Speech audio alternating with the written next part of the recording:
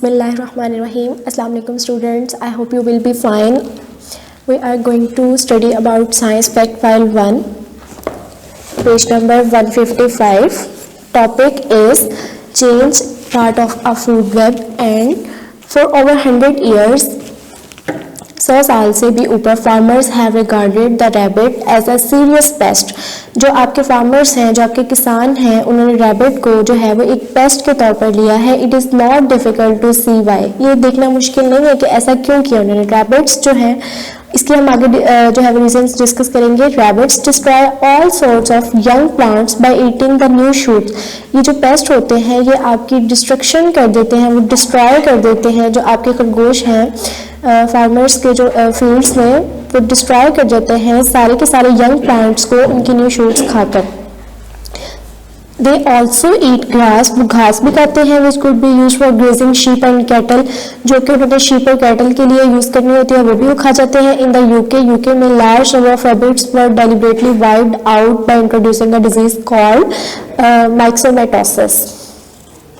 ये एक डिजीज थी, फिर फार्मर्स ने जो है ये इंट्रोड्यूस कराई ताकि हम रैबिट्स की जो है उसकी पॉपुलेशन को कम कर सके यूके में। सून आफ्टर, कुछ ही देर बाद, the countryside began to change, जो उसका इलाका था वो बदलना शुरू हो गया। More tree seedlings began to survive, जो बहुत सारे सीडलिंग्स थे, पौधे थे, वो बचना शुरू हो गए। Wild plants became more plentiful, जो आपके वाइल्ड प्लांट्स थे, जो झाड़ियाँ वगैरह होती हैं, वो बहुत ज़्यादा प्लांटीफुल हो गई। Grasses which had been cropped short, जो आपकी ग्रासेस थी which had been cropped short were able to grow to full height. जो ग्रासेस थे वो पूरी की पूरी हाइट पे उगना शुरू हो गई। एनिमल लाइफ चेंज टू, जानवरों की जिंदगी बदल गई। Large plant eating animals like the hare and the deer increased in number, जो हेयर खरगोश और डियर थे वो भी तादाद में बढ़ना शुरू हो गए। Because there was more to eat, खाने के लिए बहुत ज़्यादा मौजूद थी घास वगैरह और प्लांट्स वगैरह। Meat eating animals like the fox, stoat and weasel like that feed mainly on rabbits, जो जैसे कि जो कार्निवोर्स थे, मतलब मीट ईटिंग एनिमल्स थे जो गोश्त खाते थे, जैसे कि फोक्स हो गया, स्टॉट हो गया एंड विजर्ड था, वो रैबिट पे फीड करते थे। बिकम फेवर एंड नंबर, वो तादाद में कम हो गए। एंड नंबर में वो कम होना शुरू हो गए। They had to look for other things to eat, उनको खाने के लिए दूसरी चीज़ों को तलाश करना पड़ता था, क्योंकि वो रैबिट पे फीड करते थे और रैबिट ही इन्होंने एक डिजीज़ के जरिए जो है वो उनको डिस्ट्रॉय, उनको किल कर दिया। इस वजह से फॉक्स वगैरह जो थे उनको खाने के लिए चीज़ें नहीं मिलती थी और इस वजह से उनके अपने नंबर डिक्रीज होना शुरू हो गए, उनकी अपनी तादाद कम होना शुरू हो गई। फॉर दिस रीज़न, इस रीज़न की वजह से number of smaller animals like mice and Wolves जो है वो बिगेन टू सफ़र टू, इस वजह से जो माइस और वुल्स थे वो भी जो है वो मुश्किल में आ गए। All this should help to understand an important point about food web। ये जो आपने ये पूरा एक एक्सपेरिमेंट, आपको जो पूरा एक बताया गया है एक पैराग्राफ के अंदर, वो आपको बहुत सी बातों को अंडरस्टैंड करने में हेल्प करेगा फूड वेब में। Here are some of the examples of how a change to a food web can have unexpected results। अब आपको जो है वो कुछ हम एग्जांपल्स इधर और देखेंगे जिससे आपको जो है वो अनएक्सपेक्टेड रिजल्ट्स आए थे, वो हम डिस्कस करेंगे। In Poland otters were killed to protect fish stock. जी स्टूडेंट ज़रा ध्यान से यहाँ से सुनिएगा। पोलैंड में ऑटर्स जो हैं उनको किल किया गया ताकि हम फिश स्टॉक को बचा सकें। फिश स्टॉक जो है, फिशेस को हमने बचाना था, इस वजह से ऑटर्स को किल कर दिया गया और इनफैक्ट फिश स्टॉक्स फेल। और उसके रिजल्ट में जो है वो क्या आपके रिजल्ट्स आए, फिश जो है वही फिश का स्टॉक ही जो है ना वो कम होना शुरू हो गया। हमने फिश स्टॉक ही बचाना था और जब हमने ऑटर्स को किल किया तो हमारा फिश स्टॉक जो है वो ख़त्म होना शुरू हो गया। DDT ये एक केमिकल का नेम है। A pesticide was sprayed onto apple trees to kill pests including the red spider mite, but it did not kill the mites. In fact, their numbers rose। अब स्टूडेंट्स जो है ये DDT जो है ये एक पेस्टिसाइड है, ये एक केमिकल का नेम है। इसको जो है वो एप्पल ट्रीज पे स्प्रे किया गया इसका, ताकि हम पेस्ट को मार सकें, जिसमें हमारे रेड स्पाइडर्स भी इंक्लूड थे।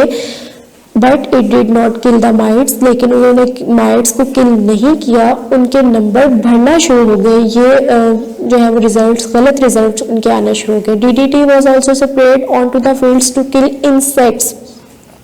पहले पेस्ट को किल करने के लिए और उसके बाद इंसेक्ट्स को किल करने के लिए इसको स्प्रे किया गया दैट अटैक फूड क्रॉप्स, जो कि फूड क्रॉप्स पे अटैक करते हैं। Later there was a large fall in the populations of the fish eating birds, और इसके बाद में रिजल्ट्स क्या आए, फॉल हो गया था पॉपुलेशन पे, यानी कि पॉपुलेशन कम हो गई थी फिश ईटिंग बर्ड्स की, जैसे कि हेरॉन्स एंड ग्रीबेस की। How we can explain these results? That's for you to work out in the question below. Students, did you know है आपका, ये हम टेस्ट और सेल्फ अभी करते हैं। A female rabbit जो है वो has between 3 and 8 young in 1 liter. इसमें इसके 1 लीटर में एक सीजन में, यानी कि जब वो एक फीमेल रैबिट जो है वो अपने यंग वंस को बर्थ करती है, यानी कि अपने बच्चे देती है, वो उसमें 3 से लेकर 8 तक हो सकते हैं। शी कुड हैव 6 और मोर लीटर्स इन 1 ईयर। वो एक साल में 6 या 6 से ज़्यादा बच्चों को 6 या 6 से ज़्यादा मतलब 6 टाइम्स वो जो है वो बर्थ सीजन जो है वो हो सकता है उसका।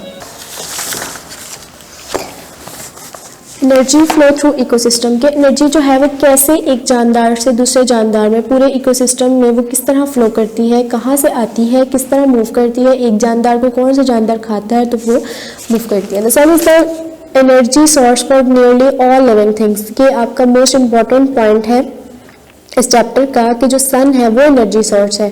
अल्लाह ताला की तरफ से हमें सन जो हमें अता किया गया है, अल्लाह ताला की जो नेमत है वो तमाम जानदारों के लिए एनर्जी का एक सोर्स है। Energy flows from one link to the next along a food chain, जो एनर्जी है वो बहती है एक लिंक से दूसरे लिंक की तरफ एक फूड चेन में, यानी कि एक जानदार को दूसरा खाता है और एनर्जी उसमें ट्रांसफर हो जाती है, दूसरे को फिर तीसरा खाता है उसमें चली जाती है। इस तरह ये पूरी एक फूड चेन में जो है वो इसका फ्लो होता रहता है। Producers convert the light energy from the sun into the chemical energy in food.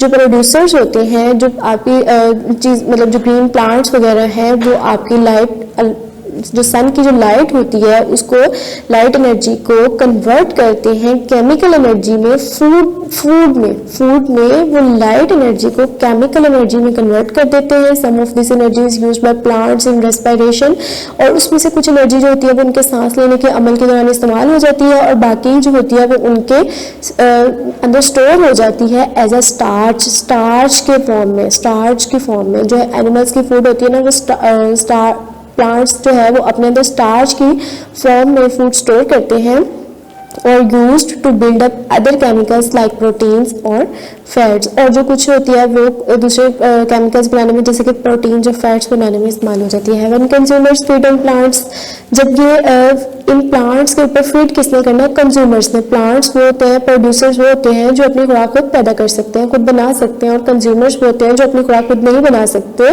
वो प्लांट्स पे फीड करते हैं, और इस तरह जो पौधों के अंदर जो एनर्जी होती है वो कंज्यूमर्स तक चली जाती है। One consumers feed on plants, जब कंज्यूमर्स जो हैं वो प्लांट्स को खाते हैं, they release this stored energy by digestion and respiration. तो जो जानवर होते हैं या कंज्यूमर्स होते हैं, खर्च करने वाले होते हैं उस एनर्जी को, वो उसको रेस्पिरेशन और डाइजेशन दो प्रोसेस के जरिए जो है उस एनर्जी को रिलीज करते हैं। They use this energy for activities, वो डिफरेंट एक्टिविटीज के लिए उसको इस्तेमाल करते हैं। Some energy however will be locked up, कुछ एनर्जी जो है उसमें लॉकअप हो जाती है in the animals body in fat and protein, fat और प्रोटीन की फॉर्म में। This goes on and on up the food chain until all the energy is lost. जब तक ये पूरी की पूरी फूड चेन में से एनर्जी लॉस नहीं रहती, ये चलता ही रहता है। The diagram shows the flow of energy through a food chain which is important to many human beings throughout the world. ये एक आपकी फूड चेन जो दिखाई गई है, जिसमें ये सन है, इसमें जो है कैलोरीज के अमाउंट भी बताई गई है कि इसमें जो है वो कितने किलो चावल जो है वो एनर्जी जो है लॉस्ट होती है सराउंडिंग्स में, और ये प्रोड्यूसर्स इनको ले लेते हैं, प्रोड्यूसर्स इससे फिर आगे कंज्यूमर्स में आ जाती है, और फिर कंज्यूमर ये सारी एनर्जी के अमाउंट इधर मेंशन की गई हैं। ये एक छोटी सी फूड चेन भी बताई गई है। ग्रास को जो है वो बुलक, और बुलक को जो है वो ह्यूमन, ये एक इनके ऊपर फिट करता है, और ये इंसान जो है ये बुलक के ऊपर ये दिखाया हुआ है, ठीक है। The diagram shows what happens in 1 year to the energy from the sun when it falls onto just 1 square metre of the grass. उन्होंने दिखाया हुआ है कि ये एक साल में किस तरह एनर्जी के साथ क्या क्या होता है जब वो सन से आती है 1 स्क्वायर मीटर ऑफ गैस, सिर्फ और सिर्फ 1 स्क्वायर मीटर ऑफ गैस पे जब वो आती है तो किस तरह वो आगे फिर फ्लो करती है। नेक्स्ट टॉपिक है प्रीडेटर्स एंड प्रे। सादा अल्फाज में अगर आपको समझाने के लिए बताया जाए तो प्रीडेटर वो होते हैं जो शिकार करते हैं और प्रे वो होते हैं जिनके ऊपर शिकार जो हो जाते हैं या जो खुद शिकार बन जाते हैं दूसरे जानवरों का। Habitats contain many species, habitat में बहुत सारी स्पीशीज होती हैं, all of which interact with each other, जो एक दूसरे के साथ ताल्लुक रखते हैं, इंटरेक्ट करती हैं। Species compete with each other for things, जो स्पीशीज होती हैं जैसे एक कैट की स्पीशी है, एक डॉग की स्पीशी है, डिफरेंट स्पीशीज होती हैं, वो एक दूसरे के साथ कम्पीट करती हैं, कंपटीशन करती हैं फूड के लिए, स्पेस के लिए एंड शेल्टर के लिए, और फिर वही सर्वाइव करता है जो इस चीज़ की एबिलिटी रखता है सर्वाइव करने की, खुराक के लिए, जगह के लिए और पनाह के लिए, एक दूसरे के साथ कम्पीट करती है। An important relationship between two species is that between a predator and its prey. एक शिकारी और शिकार के अंदर जो है ये एक बहुत ही अच्छा इम्पॉर्टेंट रिलेशनशिप है इन दो स्पीशीज के अंदर। If one animal Yeats another, एक जानवर अगर दूसरे को खाता है, their population affect each other, तो उनकी जो पॉपुलेशंस होती हैं वो एक दूसरे को मुतासिर करती हैं। The number of predators affect the size of the population, यानी कि जो शिकारियों का जो नंबर है कि वो कितनी अमाउंट में है, कितनी तादाद में है, वो उनकी प्रे की पॉपुलेशन के साइज को इफेक्ट करते हैं। अगर वो ज्यादा हो, प्रीडेटर्स बहुत ज्यादा हो, तो वो सारे के सारे प्रेस को खा जाएंगे और प्रेस की पॉपुलेशन बहुत ज्यादा इफेक्ट हो जाएगी। When a predator eats its prey, जब एक प्रीडेटर खा जाता है, it removes individuals from the population, वो उस इंडिविजुअल को ही रिमूव कर देता है। These are usually the sick or the old, ये जो है ये सिक भी हो सकते हैं और ओल्ड मतलब पुराने भी हो सकते हैं और बीमार भी हो सकते हैं। Neither of these is of use to the species as a whole, इसमें से जो है वो मतलब इन स्पीशीज में पूरा का पूरा कोई यूज में नहीं होता है। सिक एनिमल से पूरा डिजीज, वो डिजीज फैलाते हैं, बीमारियां फैलाते हैं दूसरे जानवरों तक। And the old use up valuable food supplies without breeding, और वो ब्रीडिंग के बगैर, जो ओल्ड होते हैं वो ब्रीडिंग के बगैर जो है वो अपनी वैल्यूएबल फूड सप्लाईज को जो है वो यूज किए जाते हैं। इस तरह उनका जो है वो फूड चेन भी डिस्टर्ब होता है। This all sounds very heartless but the future of a species depend on those healthy individuals that are able to breed successfully, जो कि और ये कह रहे हैं कि ये किसी भी स्पीशीज का, किसी भी जानवरों की स्पीशीज का जो फ्यूचर होता है वो उनके हेल्दी इंडिविजुअल्स पर डिपेंड करता है, जो सरवाइव करने की एबिलिटी रख सकते हैं और अपनी नस्ल को आगे बढ़ाने की उनमें अहम काबिलियत होती है। What happens when the young and healthy are eaten, तब क्या होगा जब आपके यंग और हेल्दी खा लिए जाए। Obviously the prey population begins to fall, prey जो है वो कम होने शुरू हो जाती है। If it falls too far, अगर वो बहुत कम हो जाए, the population of predators falls with it. अब एक चीज ही खत्म हो गई, प्रे खत्म हो गई, तो प्रीडेटर्स कहाँ से खाएंगे, और जाहिर सी बात है उनकी भी पॉपुलेशन कम होनी शुरू हो जाएगी। This allows the prey population to increase again. जब प्रीडेटर खत्म होना शुरू हो गए तो जाहिर सी बात है फिर प्रे बढ़ना शुरू हो जाएंगे। An example of this cycle is shown in the graphs. ये graphs के अंदर जो है ये इनको दिखाया गया है कि अगर एक जानवर दूसरे को खाता है और उसकी पॉपुलेशन अगर कम हो जाती है तो फिर दूसरा किस तरह इफेक्ट होता है, और जब दूसरा इफेक्ट होता है तो फिर पहला वाला जो है वो किस तरह अपनी पॉपुलेशन को इंक्रीज कर देता है। Notice that the number of the predators is always lower than the number of prey. हमेशा जो शिकार करने वाला होता है उसका नंबर हमेशा कम होता है शिकार की निस्बत। And that the predator cycle closely follows that of the prey. Test yourself. Page number 158. Explain what a predator-prey relationship means.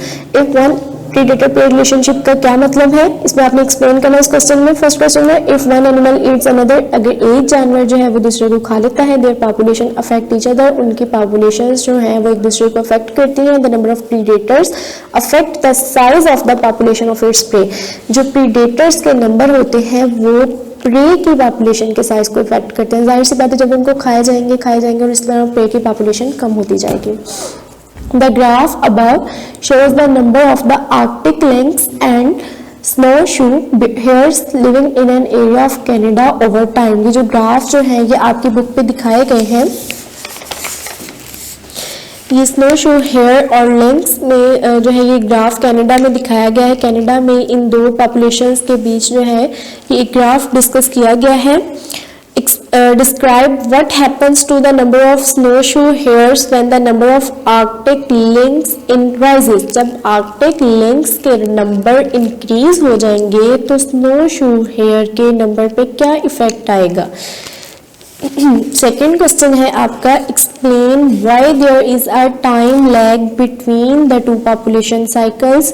दो पॉपुलेशन साइकिल्स के दरमियान आपने एक्सप्लेन करना है कि टाइम लैग क्यों प्रेजेंट है। एंड थर्ड क्वेश्चन है, if the Arctic lynx were removed, अगर हम आर्कटिक लिंक को ही रिमूव कर दें, एक एरिया में से उनको खत्म कर दें, suggest what might happen to the population of snowshoe hares, यानी कि हम पे को ही अगर खत्म कर दें तो प्रीडेटर पे फिर क्या रिलेशन, क्या उस पर इफेक्ट आएगा। तो इन क्वेश्चंस के आंसर को हम वन बाय वन डिस्कस करते हैं। फर्स्ट वाले क्वेश्चन का आंसर है the number of the snowshoe hares is reduced, snowshoe hare जो है वो कम होते जाएंगे। एंड सेकेंड क्वेश्चन है उसका आंसर है it takes time for the effects of population, ये टाइम लेता है पॉपुलेशन को इफेक्ट करने के लिए, इस वजह से टाइम लैग प्रेजेंट होता है, changes to happen. Third question का आंसर है there would be an over population of snowshoe hares, जाहिर सी बात है जब हम लिंक्स को एक खत्म कर देंगे पूरे एरिया में से स्नोशू हेयर बढ़ जाएंगे। दे would start competing for food, वो आपस में ही जो है वो फूड के लिए कंपटीशन शुरू कर देंगे and ultimately they would start dying, और खुद ही आपस में लड़कर फूड के लिए मरना शुरू हो जाएंगे। Explain how the Arctic lynx and snowshoe hare populations depend on each other, आपने ये एक्सप्लेन करना है कि Arctic lynx and snowshoe hare populations जो है वो किस तरह एक दूसरे पर डिपेंड करती हैं। The Arctic lynx keeps the population of the snowshoe hare under control, जो आर्कटिक लिंक होता है वो स्नोशू हेयर की पॉपुलेशन को कंट्रोल में रखता है। Sick and old animals are removed, sick and old animals जो हैं ये रिमूव कर दिए जाते हैं, leading to a healthy hare population, ताकि आपकी जो हेयर पॉपुलेशन है वो हेल्दी हो सके, बढ़ सके। The population of the links is regulated by the number of hairs available for food, और जो लिंक्स की पॉपुलेशन होती है वो रेगुलेट की जाती है जब आप हेयर्स के नंबर इंक्रीज कर देंगे फूड के लिए। Thank you.